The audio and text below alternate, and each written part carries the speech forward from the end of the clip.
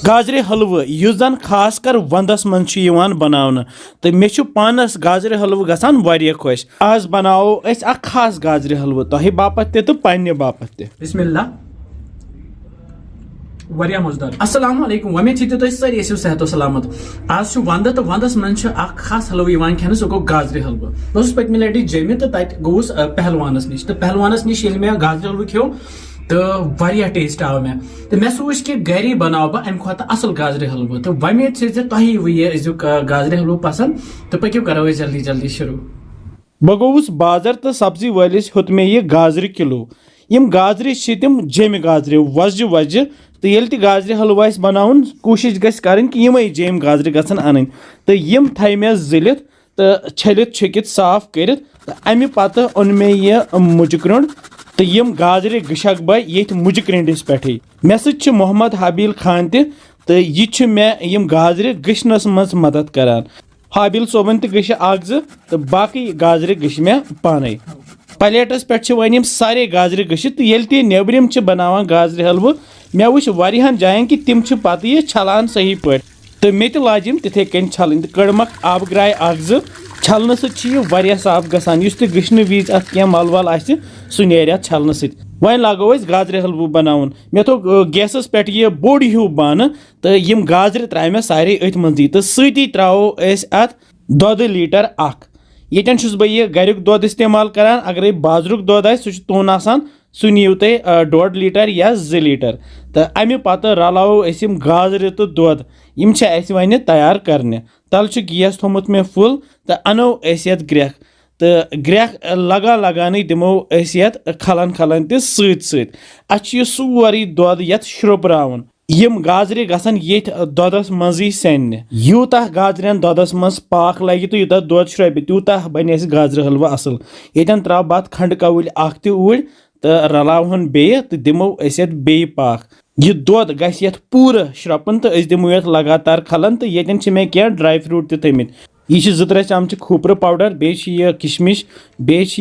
पिस्त बे काजू तो बे बादाम तो बे खोपर नुक नुक कर थोमुत मे खंड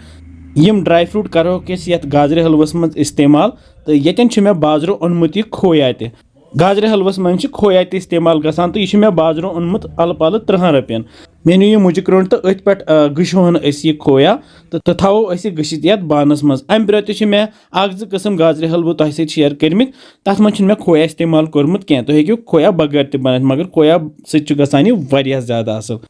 यपर गाजरन यह दोद तह श्रप्योमुत गाजर वन मोच गमच तो ये त्रो बह यम सारी ड्राई फ्रूट थोड़ा सा ड्राई फ्रूट थो मे बचे सह करो पत इस्तेमाल ये त्रो ये खोया तो बे त्रो यह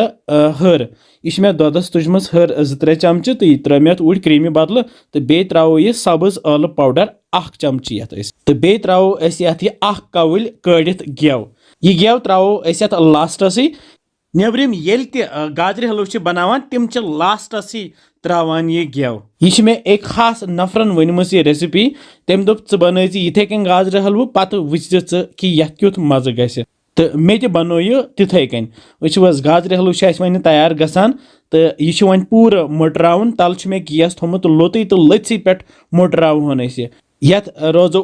लगातार खलन दिवान दिवान युत काल यह पूरा तैयार गस तो तैयार गस्ती थवो वन गैस बंद तो वालो गैस पे बोन वस क्युत जबरदस्त रंग आव अत मज कोर कहन ते प्रिजर्वेटिव रंग इस्तेमाल तो यह कुदरती रंग वस क्युत जबरदस्त माशाल्लाह तो मे न्यू यह बान तो ये बानस मज फिरो यह गाजर हलवा यह गो वन 1 किलो ज्यादा तैयार यह गाजर हलवा तो ये बानस मज फिर त्रो ये मुजिक रेंड सत यह खोया गशित तो फलाव सरसी तिक खोया सत अत अलगै मजा यवान तो अगर ने ते खोया तो हेक्यू येतन दोद पाउडर ते इस्तेमाल करित खोया बदल पे त्रो बे ड्राई फ्रूट्स तो सजावन अमे सत वस क्युत जबरदस्त गाजर हलवा गो वन तैयार वन वो गाजर हलवस क्युत गोमुत मज करो टेस्ट बिस्मिल्लाह वारिया मजेदार वारिया मजेदार तुथु युथ पहलवानस निश खेवान तम खोत ज्यादा असल मे बसान वारिया मजेदार। अगर तुम गाजर हलवा पसंद आन तो बनाइजो बे बनाने कि पसंद तो सान रेसिपीज इंशाल्लाह समको बे जल्दी तो थो पन ख्याल बिहु रब्बस हवाल। अस्सलाम वालेकुम।